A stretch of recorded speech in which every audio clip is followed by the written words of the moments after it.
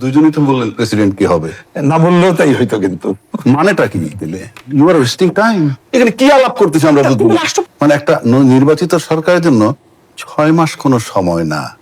একটা বারও কি কেউ বলতে পারবেন তাহলে কবে থেকে গুনবো আপনার সময়? আমরা দেখলাম যে রাষ্ট্রপতি নির্বাচনে এবার স্বতঃস্ফূর্তভাবে বিরোধী দলও কিন্তু প্রার্থী দিয়েছে এবং সরকারি দল থেকে তো প্রার্থী রয়েছেই। সেখানে আমরা দেখছি যে নির্বাচনে স্থগিত চেয়ে রিট খারিজ করা হলো, তারপর আবার নির্বাচনের তফসিল ও 70 অনুচ্ছেদ দিয়ে আদেশের বিরুদ্ধে আপিল করা হলো। যদিও অ্যাটর্নি জেনারেল জানিয়েছেন যে রাষ্ট্রপতি নির্বাচনে আইনি বাধা নেই, কিন্তু রিটের যদি আমরা তর্জমাটা বুঝতে চাই কি উদ্দেশ্যে? 3 জন লোক আলোচনায় আসছে, 2 জনে কিন্তু রেজাল্ট বলে দিয়েছেন কে প্রেসিডেন্ট হবেন। এই ভোটের মানে কি আছে? দুজনই তো বললেন প্রেসিডেন্ট কি হবে, না বললেও তাই হইতো। কিন্তু মানেটা কি দিলে? You are wasting time. এবং বাংলাদেশের মতো একটা জাতির কাছে সবচেয়ে লেস ইম্পর্টেন্ট যেটা, সেটা হলো সময়। 6 মাস যাওয়ার পরে যখন সবাই টকশোতে এসে বলে 6 মাস কোনো সময় না, মানে একটা নির্বাচিত সরকারের জন্য 6 মাস কোনো সময় না। একটা বারও কি কেউ বলতে পারবেন তাহলে কবে থেকে গুনবো আপনার সময়? এটা তো রাষ্ট্র, তামাশা না। 2 জন আলোচক বলে দিলেন কে ফলাফল, এবং আমি নিশ্চিত করে বলে দিচ্ছি পৃথিবীর কেউ নাই যে এই রেজাল্ট পাল্টায়। যে রেজাল্ট আমি আগে জানি সেটা নিয়ে তো আমার ড্রামা করার কি প্রয়োজন? ড্রামা কে করছে? রাষ্ট্র, টোটাল রাষ্ট্র। আপনি আমাকে বলেন, প্রিন্স ভাই বললেন উনি একজন অভিভাবক হবেন, ভালো অভিভাবক হবেন আমরা আশা করি। রাষ্ট্রপতি অভিভাবক হয় কখন? যে কোনো সরকারের পতনের পর, যদি স্বাভাবিক প্রক্রিয়ায় পতন না হয়। তো আমরা কি সেই সম্ভাবনা আবার দেখছি যে উনি ভালো গার্জিয়ান হবেন? ভালো গার্জিয়ানের রাস্তায় হলে সরকারের পতন হইতে হবে, যেমনি ভাবে শাহাবুদ্দিন সাহেব হয়েছিলেন। রাষ্ট্রপতির ভূমিকা কি শুধুই সরকারের পতনে? পতন ছাড়া তার অভিভাবকের দায়িত্ব পালনের সুযোগ নাই। এবং আজকে হেলাল বেরও তো বলছিল রাষ্ট্রপতিকে সরাসরি সাংবিধানিক সংকট হবে, তার মানে সংবিধানের একজন অভিভাবক। সেই জন্য বললাম নর্মাল কোর্সে তো তার কোনো ভ্যালু নাই, নো ভ্যালু এট অল। কিন্তু সংবিধান পরিবর্তিত হলো তখন নিশ্চয়ই সংবিধান পরিবর্তন না, যদি রাষ্ট্রের সরকার কোন কারণে নর্মাল টাইম ছাড়া অ্যাবনর্মাল ভাবে চলে যান তখন মূল্য আছে। এইবার আসেন, জুলাই সনদে যে সংস্কার প্রস্তাবগুলো এসেছে সেগুলো বাস্তবায়িত হলে নিশ্চয়ই কবি আলাপ করে লাভ নাই তো, এক চুল সংস্কার হয় নাই, কবে হবে নোবডি নোস। এইবার আসেন 70 অনুচ্ছেদটা কি? রাষ্ট্রীয়ভাবে বিবেক যা চায় সেই মতে সিদ্ধান্ত না নেওয়ার সুযোগ করে দেওয়াটা হইল 70 অনুচ্ছেদ। আপনি মন যা চাইবে আপনি পারবেন না, এটাই 70 অনুচ্ছেদ নাম্বার 1। নাম্বার 2, বিবেক বিসর্জন দিয়ে রাষ্ট্রপতির পক্ষে ভোট দিয়া আপনার সদস্য পদ টিকায় রাখতে হবে, এইটা হলো 70 অনুচ্ছেদ। কিন্তু আমি যদি একটু উল্টো ভাবে প্রশ্ন করি, অ্যাডভোকেট অবহেলা রাজনীতি শেষ করি আমি। বিরোধী দল যেখানে প্রার্থী দিয়েছে আসলে ওখানে আসতেছি জয়ের জন্য সরকারি দল আরে ভাই আমি এখানে আসবো তো, আমি এখানে আসবো। তাহলে 70 অনুচ্ছেদ দিলে আপনার বিবেক কাজে লাগাইতে পারবেন না, 1। 2, আপনার বিবেক বিসর্জন দিয়া আপনার সদস্য পদ টিকিয়ে রাখবেন। এইটা হইল গণতন্ত্র, এইটা হইল গণতন্ত্র। আবার রাষ্ট্রপতি নির্বাচনের 90 দিন টাইম ছিল, 30 দিনের মধ্যে আপনি তড়িঘড়ি করে কেন করছেন? কারণ সামনে সংবিধান সংশোধনের একটা কমিটি হবে, এবং সংশোধন হলে রাষ্ট্রপতি যদি 70 অনুচ্ছেদ কোনো কারণে বাতিল হয়ে যায়, তারপর যদি নির্বাচন হয় আপনি কঠিন ঝামেলায় পড়বেন। এইবার আসেন যে যেখানে বিএনপির সংখ্যাগরিষ্ঠতা রয়েছে, বিএনপি কি আসলে এই বিষয়ে শঙ্কিত হওয়ার কোনো কারণ আছে? 70 অনুচ্ছেদ আছে বলে, এবং বিএনপির যে সংসদ সদস্য মনে করবে আমি আমার সংসদ সদস্যপদ হারাইতে চাই না, সুতরাং ভোট অন্য জায়গায় যাবে না। কারণ আমরা তো দেখি একটা পদের জন্য কে কি করে, সেই কারণে বলছি। এখন আসেন আপনি, তারপরে আপনি বলতে পারেন যে তাহলে বিরোধী দলের প্রার্থী দিল কেন? বিরোধী দলের প্রার্থী কেন দিচ্ছে? বিরোধী দলের জোট থেকে কর্নেল অলি সাহেব, তার দল হলো এলডিপি, তাকে চুজ করছে। তার ব্যাপারে যে আপনি কতগুলা কথা বলেন, উনি একজন মুক্তিযোদ্ধা কোনো সন্দেহ নাই, উনি একজন বীর বিক্রম কোনো সন্দেহ নাই, উনি জিয়াউর রহমান সাহেবের টয়েসি ছিলেন কোনো সন্দেহ নাই। এইসব বিষয়গুলো যদি আপনি রোল প্লে করেন তাহলে কোনো সন্দেহ নাই হেলাল ভাই মুক্তিযুদ্ধের পক্ষের শক্তি, প্রিন্স ভাই মুক্তিযুদ্ধের পক্ষের শক্তি, আমি মুক্তিযুদ্ধের পক্ষের শক্তি, গোটা দেশ মুক্তিযুদ্ধের পক্ষের শক্তি। কিন্তু নির্বাচনের 2 জন প্রার্থীর একজন বীর বিক্রম, তাকে ভোট দেওয়ার সুযোগ আপনার নাই, এবং আপনি মুক্তিযোদ্ধাকে কোনোভাবে পাশ করাবেন না। এখানে একটি প্রশ্ন রাখতে চাই অ্যাডভোকেট অবহেলা রাজনীতি, জামায়াত একজন মুক্তিযোদ্ধাকে প্রার্থী করে আপনি 11 আমরা যদি 71-এর প্রসঙ্গে আসি, কোনোভাবে দায় মুক্তি পেতে চাইছে কে? জামায়াত ইসলামী। আপনি কিসের ভিতরে কি ঢুকাইতেছেন? জামাতের দায় মুক্তি মানে কি? আপনি বলছিলেন যে একজন মুক্তিযোদ্ধাকে প্রার্থী করেছে। আমি বলছি যে মুক্তি থেকে প্রার্থী করছে, আমরা যেন মুক্তির পক্ষের শক্তি, সেটার কারণে আপনার রেজাল্টটা কি হয়, আপনি একটা চিত্র পাবেন যে মুক্তি কিন্তু জামায়াত ইসলামী তো মুক্তি যে 71 দায় হয়েছে তাদের স্বাধীনতা। আরে আমি সেটাই বলছি, এখন প্রশ্ন করলে তো হবে না। জামাত ইসলামের এই যে প্রশ্ন, আমার মনে হয় কি যে আমি উত্তর দিব কেন? আচ্ছা, তারপরেও দিচ্ছি। আপনি একজন সচেতন নাগরিক হিসেবে উত্তর দিবেন। বেশ, জামাতে ইসলামের মাপ চাওয়া উচিত কিংবা ক্ষমা চাওয়া উচিত। টকশোতে এসে অনেক সাহেবরা বলছেন, আমি একমাত্র লোক বলছি কেন? আপনি এসে মাপ চাইলে, জাতির কাছে মাপ চাইলে মাপ করে দেবেন কেন? 30 লক্ষ লোক নাকি হত্যা হয়েছে, 2 লক্ষ মা বোনের ইজ্জত গেছে, এটা মাপের কি তামাশা নাকি? বরং পক্ষান্তরে যারা সেখানে বলে তারা তার জামাতের সহায়তা করে। কেন? আপনি বিচার চাইবেন কি প্রিন্স ভাই? 30 লক্ষ লোক মারছেন, 2 লক্ষ মা বোনের ইজ্জত গেছে, আপনি তারে মাপ চাইলে মাপ করে দিবেন মানে কি? আমি আবারও বলছি, জামাতের বিরুদ্ধে এই কমপ্লেন কি রাজনৈতিক কমপ্লেন না রিয়েল কমপ্লেন? রিয়েল কমপ্লেনের বিচার করেন, তামাশা না রাষ্ট্র। আমি কি বোঝাতে পেরেছি? আমি যেই জায়গায় প্রশ্নটি রাখতে চাই যে জামায়াত ইসলাম, আপনি বলছিলেন যে রাষ্ট্রপতি নির্বাচনের ফলাফল সবার জানা, নিশ্চিত পরাজয় জেনে বিরোধী দল কেন প্রার্থী দিয়েছে? তারা কি আসলে একজন মুক্তিযোদ্ধাকে প্রার্থী করার মধ্য দিয়ে কোনোভাবে দায় মুক্তি করতে বার্তা দিচ্ছে যে মুক্তিযুদ্ধের বিষয়টা মুখে মুখে, না না, মুক্তিযুদ্ধের বিষয়টা মুখে মুখে, প্র্যাকটিক্যালি নয়। মুক্তিযুদ্ধ পাস করবে, তারা কিন্তু সেই কমিটিকে প্রত্যাখ্যান করেছে। কারা? সংবিধান সংশোধন কমিটির কথা বলছি। আর সংবিধান সংশোধন আপনি যাবেন কেন? গেলেই কি না গেলেই কি?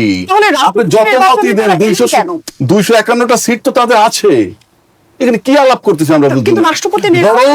বরং তারা কোনোভাবে নিতে পারে কিনা পটায় টটাইয়া একটা বৈধতা নেওয়ার জন্য যে এই সংশোধন কমিটির মধ্যে বিরোধী দল ছিল, গেলেই কি না গেলে কি? আপনি কেন লেট হচ্ছে কেন? যে কোনো সংশোধন আপনি পারেন, যে কোনো আইন আপনি পাস, দেরিটা হচ্ছে কেন? কারণটা কি? রাষ্ট্রের টাইম আপনি এভাবে নষ্ট করতে পারেন না। যেখানে ভোটের অধিকার খর্ব করে দিছে, আপনার চিন্তা করার অধিকার খর্ব করে দিচ্ছে যে অনুচ্ছেদ, সেইটা বহাল থাকার পর আপনার টাইম। বিএনপির পক্ষ থেকে বলা হয়েছে স্ট্যান্ডিং কমিটির দায়িত্ব ছিলেন, আজকে আমাদের প্রধানমন্ত্রীদের রাষ্ট্রপতি কাকে দিবেন মনোনয়ন ঘোষণা করে দিলেই তো হয়। সেকেন্ড থটের কিছু নাম তো এখানে।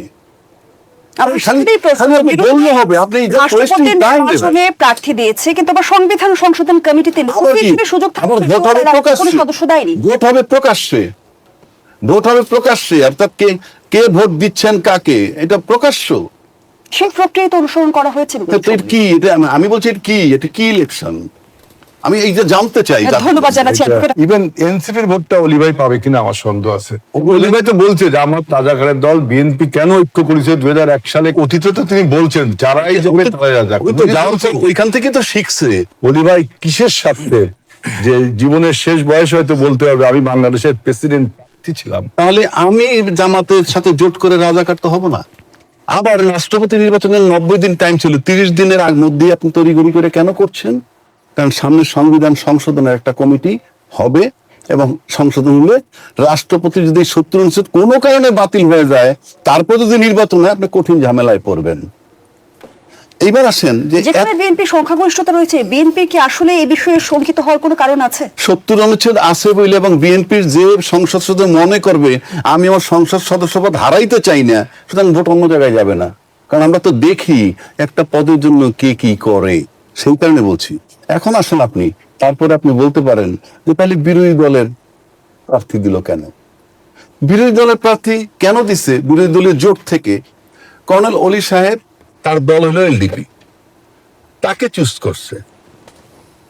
তার ব্যাপারে যে আপনি কতগুলা কথা বলেন, উনি একজন মুক্তিযোদ্ধা কোনো সন্দেহ নাই, উনি একজন বীর বিক্রম কোনো সন্দেহ নাই, উনি জিয়াউর রহমান সাহেবের টয়েসি ছিলেন কোনো সন্দেহ নাই।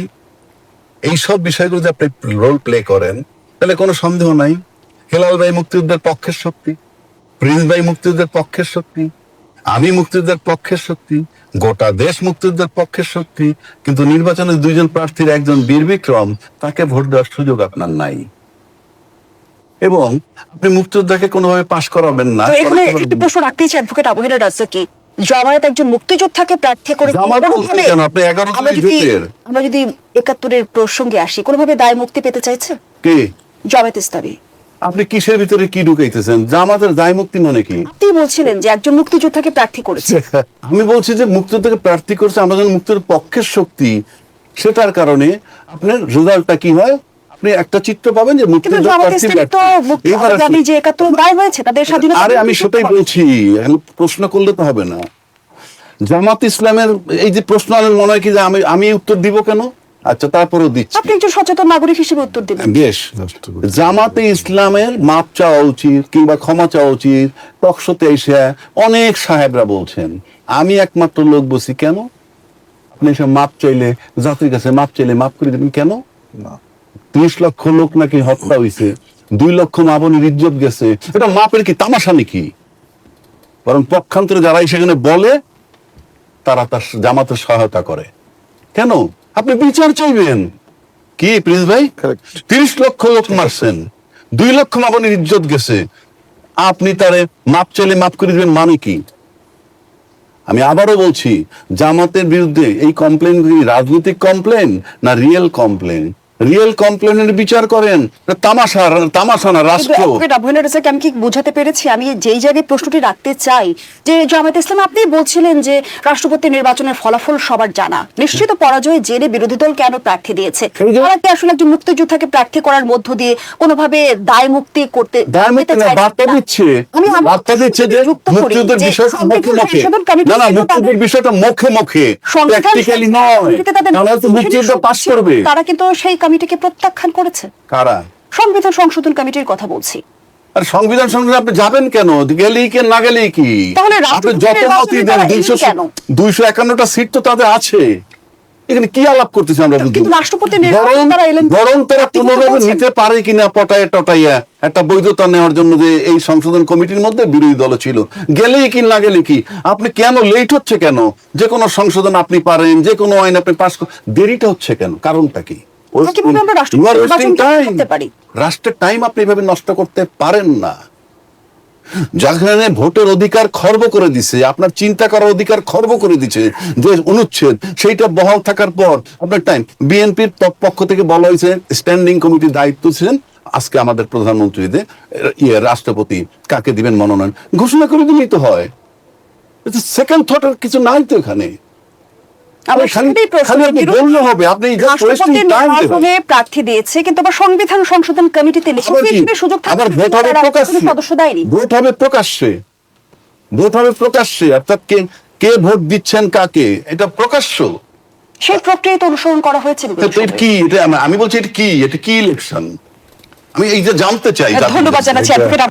Do not take it otherwise. I don't want to undermine and critics you. মানে উনি কিন্তু একজন অ্যাঙ্কর, এখন আমার সাথে বক্তব্য দিচ্ছেন। ভাই একটা খুব জনপ্রিয় কথা বলছেন যে উই আর ওয়েস্টিং টাইম, কিন্তু বাই ডিফল্ট একটা কথা আছে, বাই ডিফল্ট।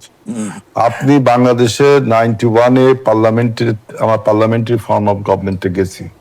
তা পার্লামেন্টারি ফর্ম অফ গভর্নমেন্টে পৃথিবীর এমন একটা দেশ দেখাতে পারবেন না যেখানে এই পদ্ধতিতে নির্বাচন হয় না। এখন যেহেতু ওই যে বললাম বাই ডিফল্ট। হেলাল ভাই, আমার ভাই, আমি একটা কথা বলি, আমি তো এখানে তো দ্বিমত নাই, কিন্তু আপনার দলীয় ভাবে কি আমরা আস্থার সংকটে ভুগি যে আমার প্রার্থী অন্য কাউকে ভোট দিতে পারে? সেটা তো আমি বলছি, আমি এটাও বলছি যে আপনি বলছেন যে we are wasting time, we are not wasting time, we are maintaining A procedure. আমরা একটা প্রসিডিওর মেইনটেইন করছি। আপনাদের যখন যে বার কাউন্সিলে নির্বাচন হয় তখন যদি আপনাদের কোনো প্রতিদ্বন্দ্বী প্রার্থী না